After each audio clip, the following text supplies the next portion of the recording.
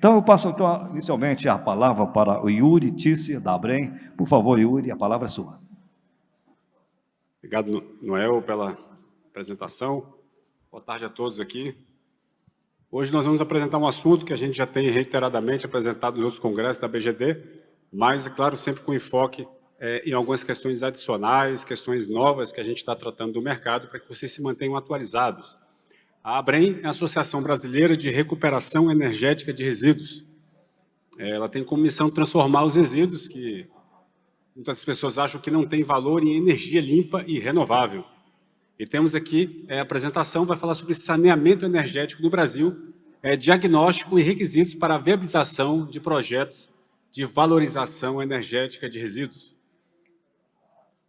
A ABREM, ela integra o Global Waste to Energy Research and Technology Council, um centro de pesquisa que atua em mais de 20 países e tem como missão difundir as melhores práticas de gestão sustentável integrada de resíduos com a recuperação energética, ou Waste to Energy. O WTRT, eu sou o presidente para o Brasil, e o presidente do Conselho Global, o Dr. Nicholas Temes, ele que é uma grande autoridade nesse assunto, com mais de 200 artigos e 5 livros escritos. Ele que escreveu o 5º relatório do IPCC em 2011, no capítulo de resíduos, tratando justamente desse assunto, e nós vamos poder entender um pouco melhor da geração Waste to Energy. E uma novidade, já que a gente está falando do WTRT, vários presidentes do WTRT, que são doutores em renomadas universidades ao redor do mundo, eles se somaram a outros doutores e 35 cientistas escreveram uma carta para a COP26 e colocaram 2 dados alarmantes. Primeiro, nos Estados Unidos, o maior emissor de metano são os resíduos, porque os Estados Unidos, quase aí 40%, 50% dos resíduos vão para aterros sanitários. Todos eles têm sistema de captura de metano, só que só captura metade. Você tenta imaginar como é o Brasil, né? 96% vai para aterro, 40% é lixão e aterro controlado, e nós quase não temos sistema de captura. São só aproximadamente 250 a 300 megas de potência instalada de gás de aterro, biogás. Então, a gente tem um grande potencial ainda nesse segmento, inclusive na geração distribuída. Mas, nos Estados Unidos, a NASA detectou, principalmente na Califórnia, que a emissão ela é alarmante, né? Os dados são muito alarmantes, e isso se deve justamente à questão do metano ser 25 vezes mais nocivo que o CO2, num primeiro momento, mas a longo prazo ele se torna 80 vezes mais nocivo. Então, é uma questão importante que está sendo discutido na COP26 e que foi endossado por esses 35 cientistas e o estudo da NASA. A ABREM também é associada à International Solid Waste Association, a ISWA. Participamos do grupo de trabalho de Energy Recovery, dessa importante associação mundial, e também somos associados do BDE, a Associação Alemã de Gestão de Resíduos. Aqui um pouco dos associados da ABREM, né? Nós temos aí os 5 maiores players mundiais de Waste to Energy fazendo parte da nossa entidade. Temos aí as 8 maiores empresas do Brasil que atuam na blendagem de combustível derivado de resíduos, do CDR, que hoje é praticamente todo utilizado para o coprocessamento, ou seja, para fazer cimento Portland, né? Então, há uma redução de utilização de combustível fóssil pelo CDR. Também temos empresas que trabalham com separação de resíduos, consultorias, enfim, a ABREM é uma entidade que tem uma infinidade de atender a toda a cadeia, né, de empresas ligadas à prestação de serviços, fabricação de máquinas e equipamentos e operação, construção, EPCista, de usinas de recuperação energética. Falando em desenvolvimento sustentável, as ODS, né, a ABREM está presente em todas essas ODS. Aqui, rapidamente, para a gente poder ponderar algumas, erradicação da pobreza. O trabalho que a nossa entidade desenvolve em parceria com entidades de catadores de recicláveis, cooperativas, é a inserção deles nesse trabalho, então, contribuindo para que eles tenham carteira assinada e tenham mais benefícios, né? E não fiquem na linha de pobreza, né? Ganham até menos meio salário mínimo, né? Hoje é a realidade deles. Nós temos aí fome zero e agricultura sustentável, através da biodigestão anaeróbia, da fração orgânica do resíduo urbano, da agropecuária, resíduo da indústria de alimentos, resíduo também lodo de esgoto, nós podemos extrair o biogás. O biogás, ele serve para gerar energia, e tem o biometano, que é um gás renovável. Mas também produz a biodigestão, o biofertilizante.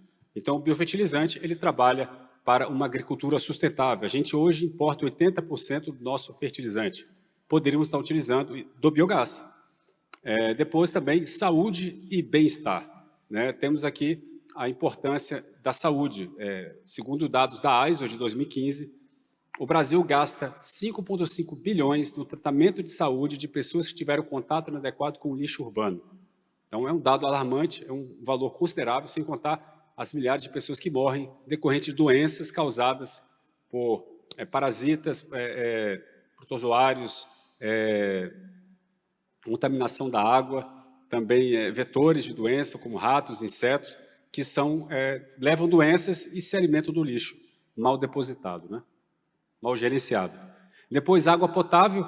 As usinas waste to energy, elas simplesmente você pega o lixo da sua casa e destina à usina. Então, você não tem a deposição no solo que causa risco, né, de contaminação dos aquíferos, né? Sabemos aí que os aterros sanitários que não têm osmose reversa, que é a grande realidade do Brasil, eles não conseguem, pelo sistema de decantação e produtos químicos, retirar antibióticos e metais pesados. E tudo isso vai contaminar os recursos hídricos. É claro que tem aterros bons no Brasil, mas não são todos, são poucos. E lixão e aterro controlado, que é 40% do lixo do Brasil, então, a contaminação é imediata, né? Depois, cito ali a energia limpa, né? Então, a gente está inserido em energia limpa e renovável, isso é um trabalho da Brem, as nossas fontes são todas limpas e renováveis. Trabalho decente, crescimento econômico, indústria, inovação, infraestrutura, cidades e comunidades sustentáveis, tudo isso também, obviamente, está ligado à gestão sustentável de resíduos, criação de empregos e à industrialização da gestão de resíduos. Depois, consumo e produção responsáveis. A recuperação energética de resíduos, ela está inserida dentro do Tratado da Economia Circular da União Europeia, classificado como uma atividade essencial para a fração não reciclável dos resíduos. E a fração orgânica, obviamente, para a biodigestão anaeróbica e a produção de biogás. Então, isso é economia circular. Se eu deposito no aterro o resíduo, ele não está dentro do conceito de economia circular, segundo esse mesmo tratado, no Plano de Ação de 2015, que foi validado agora em 2020 e entrou em operação. Então, é importante perceber que se o Brasil quer que os seus produtos exportados para a Europa sejam bem aceitos, certificados, nós precisamos estar aderentes à economia circular, né? Que é uma ODS, a número 12. Depois da ação contra a mudança global do clima, as usinas waste to energy reduzem até 8 vezes as emissões de gases de efeito estufa comparado com aterros sanitários com o sistema de captura de biogás. Então, isso está no 5º relatório do IPCC. Então, há uma importância enorme do waste to energy para a redução dos gases de efeito estufa, seja também a partir da biodigestão, da fração orgânica ou o tratamento térmico da fração não reciclável. Depois, vida na água, vida na terra, obviamente, não teremos plásticos nos oceanos, porque eles serão tratados termicamente, e também a gente não vai precisar de grandes áreas, né, para enterrar resíduos. Então, isso também é muito importante considerar nessa ODS. Depois, eu adianto aqui, a nossa legislação, a Política Nacional de Resíduos Sólidos, muitas vezes ela é mal compreendida. A gente percebe claramente aqui que o inciso 15, né, ele classifica o que é rejeito, né? O rejeito é o resíduo sólido que, depois de esgotadas todas as possibilidades de tratamento, né, e recuperação por processos tecnológicos disponíveis e economicamente viáveis. Ou seja, eu preciso estar presente 2 requisitos, né? O primeiro, se a tecnologia está disponível e se ela é economicamente viável. Se esses 2 requisitos existirem, somente rejeitos podem ir para aterros. O resíduo sólido in natura ele não pode ir para o aterro sanitário. Eu tenho que fazer o tratamento térmico ou biológico, ou as 2 coisas. Então, Brasília, por exemplo, tem um projeto que foi anunciado agora, vai ser licitado no final do ano, do maior tratamento mecânico biológico do Brasil, talvez até da América Latina, provavelmente. Serão tratadas 2.400 toneladas de dia, ou seja, o lixo de 2.400, 2.400.000 habitantes. Então, essas toneladas, 2.400, metade disso é orgânico, aproximadamente 40%, 38%, acho que é extraível, né, dessa fração orgânica, E isso vai gerar biogás em 3 a 5 usinas de biogás que vão ser construídas em Brasília. E aí também vai produzir, vai também separar os recicláveis. Então, a reciclagem em Brasília tende a chegar até quase 15%. E tudo isso na prioridade na hierarquia de resíduos. E depois, ano que vem, vai ser licitado através de uma PMI, uma usina de waste to energy de até 55 megas de potência instalada. Então, esse é o trabalho que a Brem tem desenvolvido, a gente tem participação direta incentivando as autoridades do Distrito Federal, nós que também conversamos com a UNIDO da ONU para conseguir viabilizar esse projeto de tratamento mecânico biológico, que está sendo entregado então pela UNIDO, que é da ONU, no final desse ano. E uma questão relevante é o novo marco do saneamento. Então, ao mesmo tempo que a nossa política de 2010 diz que só rejeito pode ir para aterro se eu tiver viabilidade econômica, e isso a gente comprova em municípios acima de 200 mil habitantes para biogás e acima de 1 milhão de habitantes para waste to energy. Então, essa viabilidade ela existe, nós vamos apresentar aqui. Então, não há mais por que a gente está simplesmente desconsiderando, inclusive o novo marco do saneamento, que obriga todos os municípios a celebrarem contratos de concessão, individualmente ou em consorciados. Isso trará viabilidade de escala e econômico-financeira para prazo de amortização de 30 anos, que essas concessões terão, para viabilizar esses projetos no Brasil. Então, tende aí, nos próximos anos, a gente ter muitos projetos de waste to energy, e aqui é o que a gente defende. Essa hierarquia de resíduos ela está presente no 5º relatório do IPCC, nas diretivas da União Europeia e de quase todos os países da própria União Europeia, eles adotam a hierarquia de resíduos. Também os Estados Unidos e muitos outros países, eles adotam essa hierarquia. O que ela significa? É a ordem de prioridade na gestão de resíduos, ou seja, a destinação. A primeira ação de política pública é a redução do lixo. Eu tenho que trabalhar com a redução, Isso é primordial. Depois que eu esgotei todos os esforços para a redução, eu trabalho a reciclagem. Então, a reciclagem é prioritária. Primeiro, eu separo os materiais recicláveis e depois, a fração orgânica eu mando para a biodigestão anaeróbia. E se eu não tiver escala ou não tiver interesse, eu também posso fazer a compostagem. A compostagem não gera energia, gera adubo, mas ela inertiza o resíduo em 45 dias. Então, aproximadamente, você tem aí um composto que serve para a agricultura. E você não vai ter um problema no meio ambiente desse resíduo ficar até 50 anos em estado de putrificação, porque é isso que acontece quando a gente deposita o nosso lixo no aterro sanitário. A gente costuma pensar que a sua responsabilidade no lixo, ela termina quando eu jogo o lixo na minha lixeira, Mas isso não é verdade, A nossa legislação, ela tem um ciclo de vida compartilhado e também responsabilidade compartilhada. Então, eu tenho responsabilidade sobre o que eu estou depositando. E isso precisa haver uma conscientização das pessoas para separar os resíduos, para que essa atividade de reciclagem, de biodigestão, ela ocorra de forma efetiva. Por isso que a gente diz ali, materiais separados da fonte, sem coleta seletiva, essas atividades, a viabilidade dela fica comprometida. E até a qualidade. Como é que eu vou ter um bom biofertilizante, um adubo, se eu estou mexendo com lixo misturado? Isso não é possível. Então, para ter qualidade nessas atividades, a gente precisa implementar no Brasil a coleta seletiva. E depois do tratamento térmico, ele vai receber resíduos indiferenciados, misturados, ou até da coleta seletiva do que sobra, aquilo que não foi aproveitado. Então, o tratamento térmico, ele vem aqui como uma substituição ao que iria para o aterro. Então, a gente não trata com materiais recicláveis, não é necessário, e há poder calorífico mais do que de sobra, o dobro, para viabilizar, mesmo com o Brasil tendo 50% de orgânico e a gente retirando os materiais recicláveis. E depois o aterro sanitário com captura e uso do metano. Embora não seja a melhor prática, ainda e será por muitos anos no Brasil a atividade mais utilizada. Então, o aterro sanitário ele deve ter um sistema de captura e utilizar esse biogás para gerar energia elétrica ou biometano como combustível renovável. Aqui é um sistema, como a gente pode ver, um esquema que mostra todas as tecnologias conforme a hierarquia.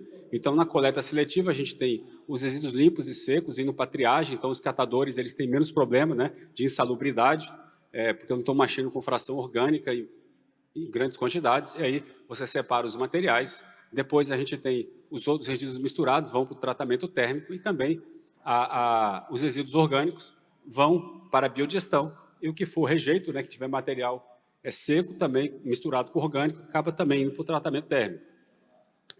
E aí também tem o aterro sanitário, né, com o uso do metano, vai gerar também o biogás.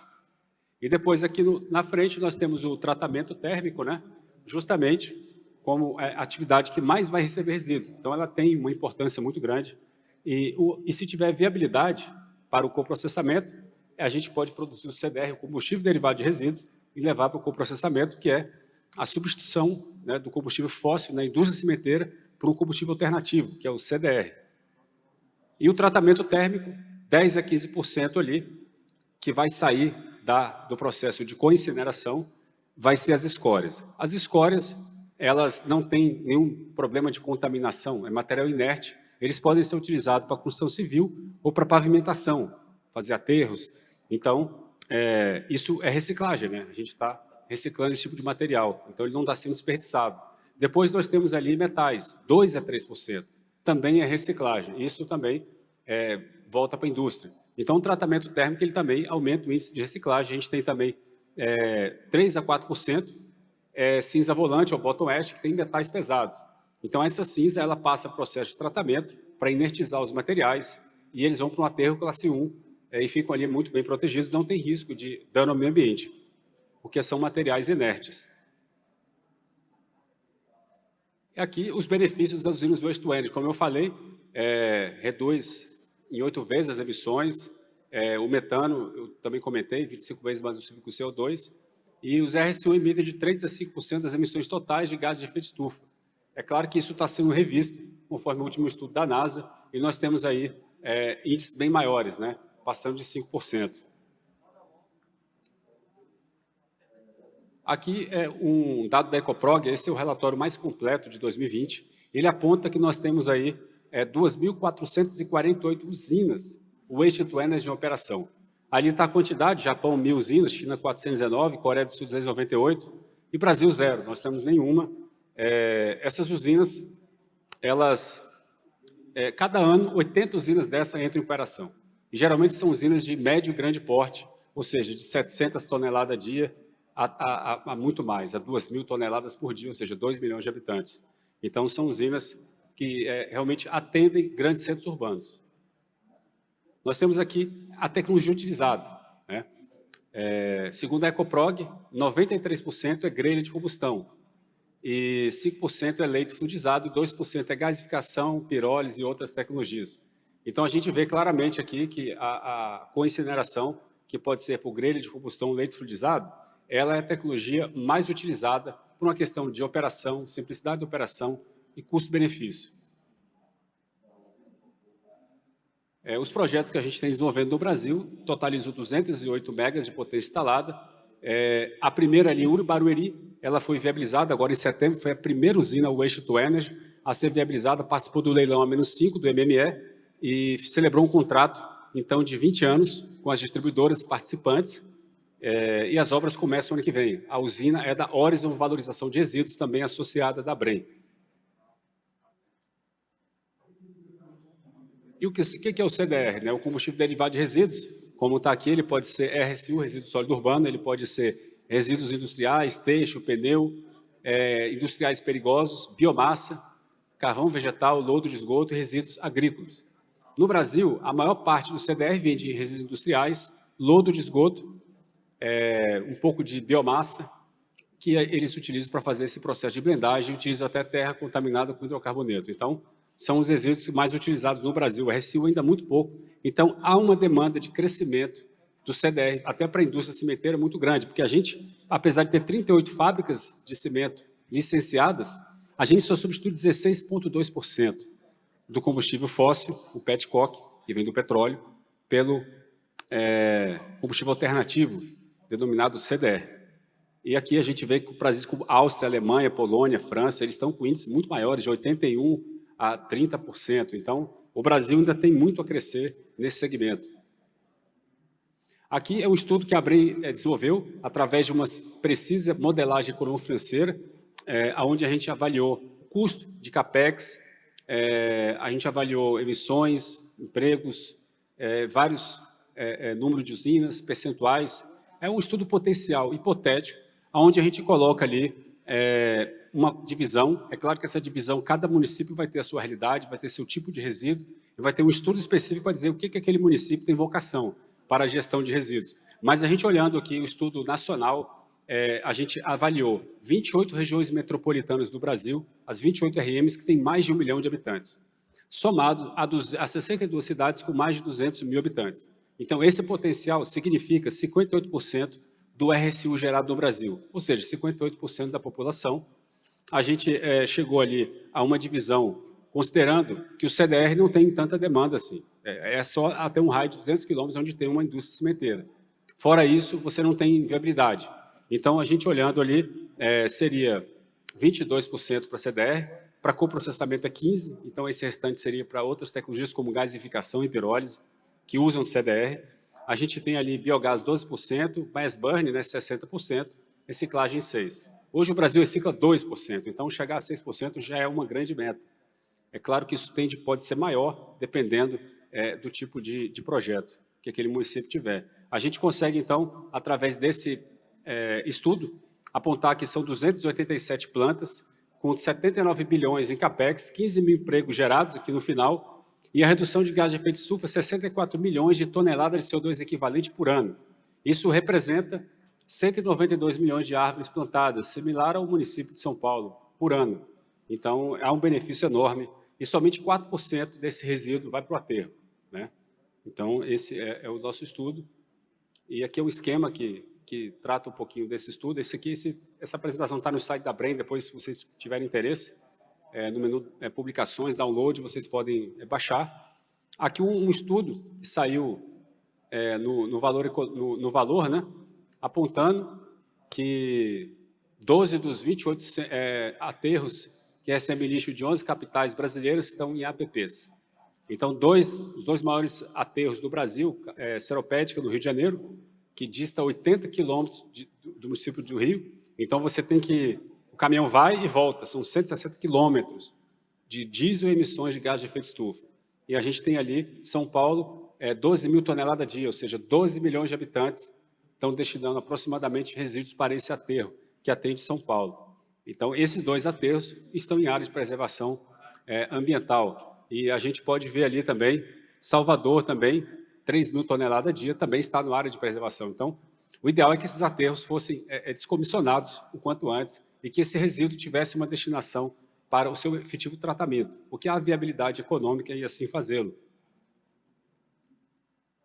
Nós temos aí uma meta para desviar 20% de orgânicos até 2024 e acabar com o aterro controlado e lixão, que é 40% do lixo urbano. É uma meta muito difícil de ser cumprida e creio que não vai ser cumprida. E nós temos aí praticamente metade do lixo brasileiro precisando de uma nova destinação, né? E a recuperação energética, ela vem justamente para somar esforços para o cumprimento dessas metas. Depois nós temos aqui 48% da população brasileira, aqui são as 28 regiões metropolitanas que eu falei, que tem mais de 1 milhão de habitantes. Então, está lá São Paulo, Rio de Janeiro, Belo Horizonte, né? Distrito Federal, Porto Alegre, Fortaleza, Recife, Salvador, Curitiba, Campinas, Manaus, Goiânia. Então, todas as 28 RMs aqui referenciadas. Então, essas regiões não pode alegarem mais que não tem viabilidade econômica e técnica para simplesmente depositar em natura o resíduo. É preciso fazer o tratamento, né? Somente os rejeitos podem ir. O rejeito é o que sai da incineração, aquele bottom ash lá, que sai da incineração, aquilo ali é o rejeito. O diestato que sai da biodigestão anaeróbia é o rejeito, se não tiver mercado para adquiri-lo, né? Então, aqui nós temos o poder calorífico que a gente utilizou no nosso estudo, né? Uma média aí de 7.500 kJ por quilo, ou seja, o dobro que é necessário para fazer a incineração, mesmo considerando ali 51% de fração orgânica. E aqui, o potencial, se a gente for considerar o tratamento térmico de todo o resíduo, é claro que isso não será feito, né? A gente falou em 60%, mas suponhamos que a gente pegasse as 28 RMs e fizesse a co-incineração de tudo. Isso daria 3% da demanda nacional de eletricidade. Ou seja, é uma quantidade expressiva de energia, mas é limitado. Não é uma fonte que vá simplesmente competir com as outras. A questão aqui não é energia, é saneamento. E para concluir, os custos evitados, né? Nós temos aqui um preço, o leilão foi R$ 639 o megawatt-hora, o preço teto, mas pegando em consideração um valor de 600, se a gente subtrair, a gente transformou esses custos, né, de transporte, saúde pública e transmissão em megawatt-hora. O estudo da doutora Leontina, da USP, ela, da Engenho, a consultoria dela, fez em 2020, ela apontou a transformação referenciada desses custos em megawatt-hora. Então, a nossa fonte custaria 113. E seria a fonte mais barata do Brasil, se a gente olhar para os custos evitados. Então, é claro que isso não é um problema de saneamento.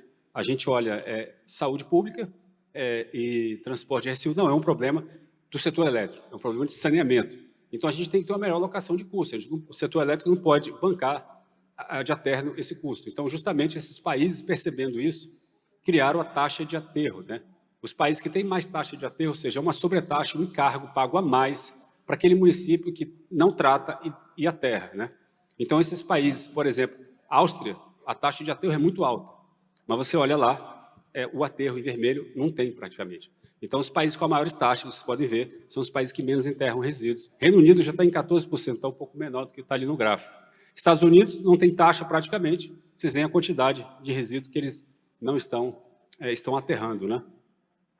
A gente olha aqui, essa é a meta do Planares, o Plano Nacional de Resíduos Sólidos do Brasil, que está para ser aprovado por decreto, já passou por audiências públicas, ele tem essa meta, 2024, acabar com o aterro controlado de chão que está em preto, e WTE 15% e 34% reciclagem e tratamento biológico.